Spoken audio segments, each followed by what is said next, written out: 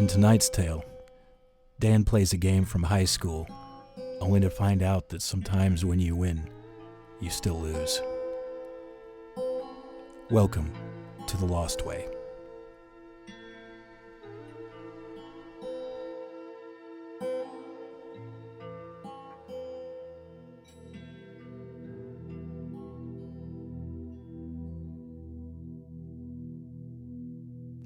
Midnight was too late to drive the 2 hours back to campus, but with an 8 a.m. class and a paper due that he hadn't even started, Dan had no choice. Mom tried to convince him to sleep over and get up early in the morning instead. That's what he got for putting things off. Gravel crunched under his tires as he pulled up to the end of the driveway, stars and the thin sickle of moon wide overhead. He turned left onto the blacktop. A yawn escaped. He should have taken a cup of coffee from home when Mom offered to make a fresh pot. Oh well, plenty of places to stop between home and Springfield. I should get gas anyway. Dan drove home almost every Sunday since his freshman year and found himself leaving later every week. He spent so much time in high school trying to get away from home, and now all he wanted to do was stay. After arriving, he would help Mom with dinner, set the table, or mow the lawn, help Dad fix things around the house. After eating, they'd watch a movie, or football, talk about his classes, girl trouble, parties on campus. Sometimes Jay or one of his other friends would stop by and hang out if they were home for that weekend. Jay and Dan would play one-on-one basketball. Jay usually won and gloated about it. His parents always gave him money before he left, gas for the drive back and spending cash. Dad asked about his car before leaving. Tires okay? They're fine. Headlights working? Perfect. Get the oil changed? I will. How are your brakes? Yeah, those need to be looked at. Could use some .3 maybe. His dad cursed, realizing he should have taken a look before he left and had no brake fluid on hand. Get some tomorrow and I'll take a look next weekend. Every week, Mom told him to watch out for deer. He won't hit no deer on the highway. Just stay on the highway, kid, Dad always said. The red stop sign glowed in front of him as he slowed to a halt. By habit, he flipped the blinker switch up. Grass and tree trunks flashed yellow to his right. Another deeper yawn escaped, and he wondered if he would be awake enough to type when he got back to campus, and if he should turn around and go home and stay like Mom said. He rubbed his eyes. The gas gauge read just over a quarter of a tank. He could stop at Quick Mart about 5 miles down the road for coffee and gas. Going through town another 10 miles or so with stoplights would take about a half an hour. Then I-44 for the last hour and a half back to his apartment, home by 2 a.m. I-44 was easier. Safer, better lit, more stops on the way, no dead zones. Or take State Highway 96 to the left through the country and be home by 1:30 instead. 1 a.m. if he hauled ass. It was almost a straight shot. He'd driven that way before in high school with Jay and his other friends, joyriding and taking stupid risks. Never all the way to Springfield, though. There was a gas station on the way, about halfway to campus, and no stoplights to slow him down. 2 a.m. He turned left. After driving through the quiet black for several minutes, he considered turning back. Highway 96 was as dark and empty as he remembered. Nothing this way to keep him company but the moon and stars and road. He could just make out the black outline of trees against the sky. A yellow light in the distance from a house on a dirt driveway far to his left or right. He kept driving, resolute. Dan turned the radio on and pressed the tuner. Static mostly. Sometimes a voice or music would come through, usually too weak or staticky to bother with. Anything that did come in clear wasn't a show he wanted to listen to. The CD player hadn't worked since he bought the car. Memory of his high school friends came flooding into his mind. Adolescent hijinks, joyriding. He chuckled. There weren't enough mailboxes out here for mailbox baseball. If there was a dirt road, they peeled out, did donuts. Sometimes they would see how fast they could go. Dan could get his car up to almost 95 before losing nerve. They would try to get the car up to speed and jump it on any rise they could, hoping to be airborne, laughing and cheering. The louder the crash they made, landing, the better. How they never ended up dead in a ditch or hitting a telephone pole had to be some kind of miracle. But the best game was headlight chicken. They could only play this game at night, out on a deserted country road like 96. Only 2 rules: drive the speed limit, headlights off. They took turns and timed each other. Whoever drove the longest without headlights won. Jay held the current record at 34 seconds. Dan could never do better than 20. Kevin once claimed to have done a full minute, but since he was alone for that one, Dan and Jay thought he was full of shit. Dan laughed to himself again. My God, we were idiots. We're all lucky to be alive. The clock read 12:20. He yawned again and tried the radio. Static, static, Bible show, statically classic rock, static. Finally, a talk radio station came through enough for him to understand. Something about covert government UFO reclamations. Bumper music played. He would have to sit through 20 minutes of commercials before he could listen to the show. He sighed. Barely aware of it, his hand reached for the headlight switch. Fingertips touched it and stopped.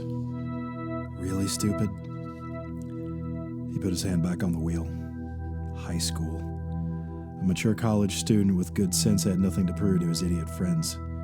Besides, nobody was with him to count time. If he played the game, how would he keep score? Didn't his cell phone have a stopwatch feature? No. Maybe use the clock on the radio, but that wasn't precise enough. Count 1 Mississippi, 2 Mississippi. That's how they did it back then. Dumbasses, all of us. More commercials played from the speakers. It was time to buy gold. He needed to take this vitamin supplement for prostate health. Some static. A news update. Almost back to the show and the truth about UFOs. On the horizon, the sky began to lighten above the road. It glowed brighter and brighter until piercing white light appeared. Headlights bore down on him, the car passing on the left with a rush of wind. Dan blinked and rubbed his eyes. His vision took a moment to adjust. The car crested the hill. He looked at the clock again. 12:28. And we're back. With us tonight, our guest, the radio announced, then nothing but static. Come on, damn it. Dan turned the dial back and forth. Nothing but static out this way. He hit the dial to turn the radio off and sighed. No signal on his cell phone either. Great. Nothing but the stars and moon and road. Black trees and fields and sky. A gentle bump, bump, bump as his tires rolled over uneven pavement. Wind buffeted his windshield. No other cars behind him or ahead. Dan switched the headlights off. Darkness swallowed him whole. His hand hadn't even left the switch. He turned them back on, taking a breath, remembering how black night really was. He didn't remember it being this dark when he and the other guys played. His heart beat faster. He took another breath. He grabbed his cell phone and held it up. A few clicks on the keypad and he found it. The stopwatch. Still no headlights on the horizon or in his rear view. And now a perfect way to keep time. Fate wanted him to play the game. He clutched the wheel and practiced shifting between his phone keypad and the headlight switch a few times, finding a rhythm. He breathed deep once again. Round 1, and go. The world vanished into black. No road, no trees, no horizon. Only thick, sticky darkness. His breath shallowed, chest thumped. He fumbled with his phone, losing it 2 or 3 seconds before he found and hit the start button. Legs quivered. He tried counting along in his head. 1 Mississippi, 2 Mississippi. The wind outside his car whipped. The tread of the tires made a gray, shushing sound like white noise from a TV. He held the wheel as steady as he could to keep the car moving straight. 8 Mississippi, 9 Mississippi. Was that right? Was he counting slow enough? Accurately? That's what the stopwatch was for. 12 Mississippi. Okay, that's enough. Breath escaped his mouth. He hit the stop button and flipped his headlights back on. Whoa, shit! He jerked the wheel to the right, seeing he's almost completely in the left-hand lane. Gulping air down to soothe his nerves, he finally got his heartbeat back down to normal and was able to think. He looked at his phone. 7 seconds. 7 whole seconds? That couldn't be right. He lost a little time between turning the lights off and finally finding the start button, though. Maybe this time it was more like 9 or 10 seconds. Still, Jay would have laughed at that and assured everybody in his car his grandmother could definitely have done better. I'm just out of practice. Haven't played since senior year. Dan couldn't believe he was arguing with his own imagination. He wanted to smack himself. Driving with no headlights on a deserted country road was the dumbest thing he could do right now, all because of a stupid high school competition with his friends. No, Jay wouldn't make fun of him for having a low time. Jay would call him an idiot for risking his life playing this game in the first place. Of course he would. Jay didn't like to lose, so he'd rather convince his buddies not to play than risk anybody beating his record. Screw you, Jay. He flipped the lights off again and hit start. Round 2. The car plunged into night, like his eyes stopped working. After a second or two, they adjusted. He could see the slightest change ahead where the sky met the road, just a bit brighter and more blue than black. The stars piercing white, the moon a cut fingernail, too slim to cast any real light. He kept his foot steady on the gas pedal and drove in the dark. All it took was some patience, some nerve. His palms sweating, he gripped the wheel, holding it so tight his arms started to ache. He held his cell to monitor the time. If Jay's record was broken tonight, he'd send that smug chimp an email when he got home. He glanced at his phone. 5 seconds. Steady, steady, you can do it. Breathe. Tires bumped along the road, car rocking with dips and rises. On the right, the sound of tires on gravel made him adjust course, pulling down on the wheel just an inch. The gravel sound stopped, replaced by the white noise of rubber on asphalt. He checked the time again. 8 seconds. Yes, beat last round. Keep going. Only 35 seconds needed to beat Jay and rub it in his face. 15. His heart beat harder every passing second. This was the stupidest thing he could possibly do. Stupid and awesome. 21. Yes! He exhaled and flipped the lights back on. The road blazed with illumination like a sword blade in front of him. He blinked a few times, getting used to the light again. The car had stayed in the correct lane, straight as could be, not even hugging the dotted center line. 21 seconds, a personal best, back in the game. He rolled his head back and forth, cracking his neck and giving his shoulders a stretch. A few breaths steadied his shaking limbs. He was competitive now. Jay's time was within reach.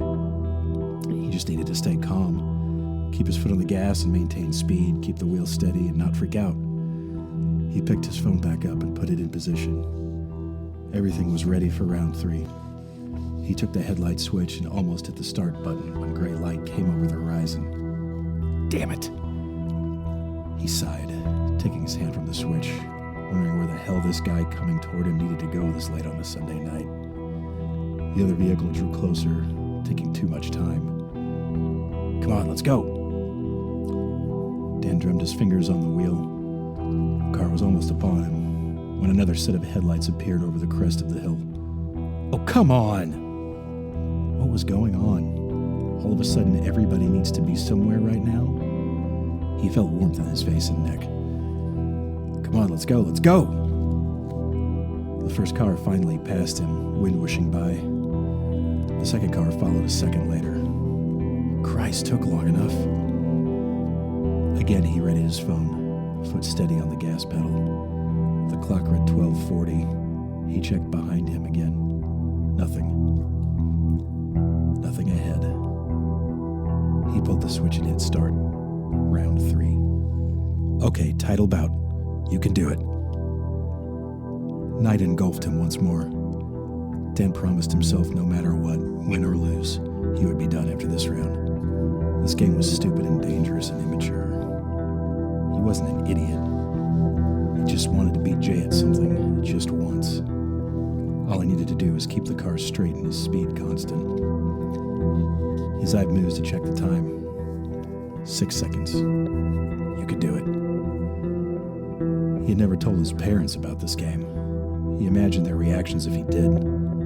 Mom would roll her eyes and remind him how dangerous it was and how stupid he was for doing it and how he risked his life and anybody else on the road and what would happen if he totaled his car, and wonder how he lived at 21 years old doing things like that when he was a teenager, and why on earth would he do something like that as a grown man. Dad would ask him if he had shit for brains. 12 seconds. He was committed. No turning back now.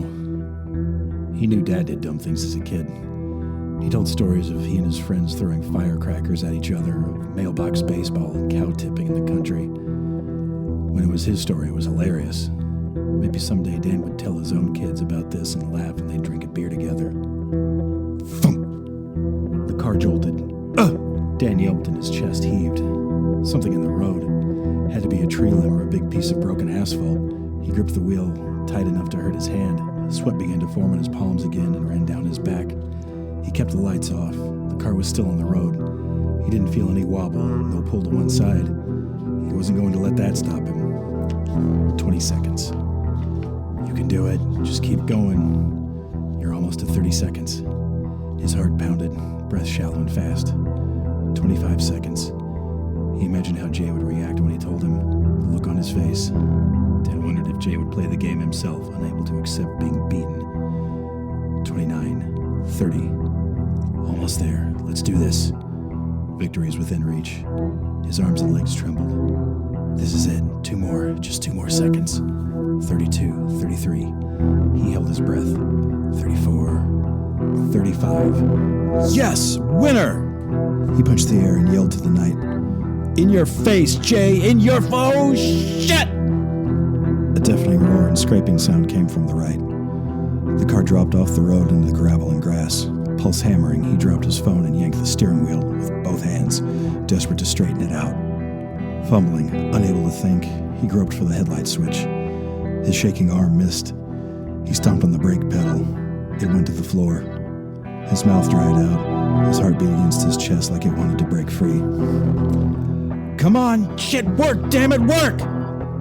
His hand found the switch and threw it on. He kept slamming his foot onto the brake pedal. The car found the road again as the lights blazed on, bathing the road in white.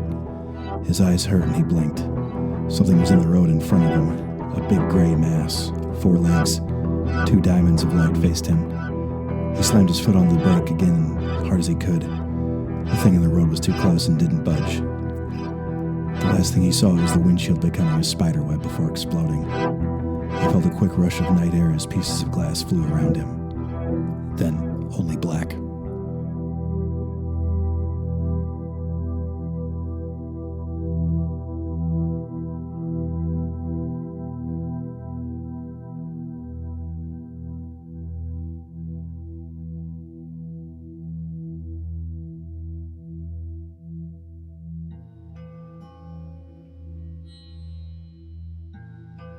Thank you for listening to the first inaugural episode of the Lost Way podcast. Tonight's episode was entitled The Game by Glenn James. That's me. You can follow the Lost Way podcast on Instagram, Facebook, and soon Patreon. All the music in this episode was by my own wife, Amanda Fish. You can follow her at amandafishband.com on Instagram and Facebook, and at her website, amandafishband.com. If you have any questions or feedback, you can email us at lostwaypodcast@gmail.com. And please check back in a few days when we post our Halloween double feature, 2 stories in 1 episode. And once again, thank you very much for listening to the first episode of The Lost Way. And until next time, get lost.